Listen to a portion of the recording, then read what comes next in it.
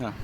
नमस्कार, माझे नाव चैताली योगेश पाटील. आज मी इथे पोवाडा सादर करणार आहे. ते तुम्ही शांत चित्ताने ऐका. शिवाजी महाराजांची कीर्ती बेफाम होती.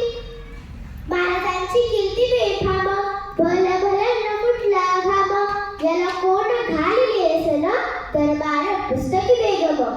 बडी बेगम म्हणजे आदिलशहाची आई बरं का. नजर येत तिच्या अंगार, दरबार झाला गपकार, कोणी घेईना पुढाकार, साऱ्यांनीच मांडली हार. इतक्यात अचानक एक सरदार उठला, बोलला, हम लाएंगे शिवाजी को. त्यानं विडा उचलला. नाव तेज अफजल खान,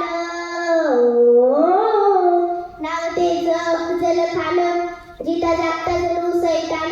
खान बोलला छाती ठोकून, शुभाला टाकतो चिरडून. बरं सुभान अहल्लाह, कौतुक झाले दरबाराचे.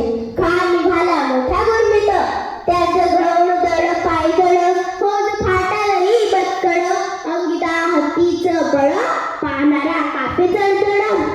वाटेत भेटेल मला चिरडी, तिची खाजी सिनाय झाली, घाम उठली, डोळभ्रष्ट केली, आयाबाईंची अधून उठली. कोण रोखणार नाही वादळ, आता शुभाचं काही खरं नाही.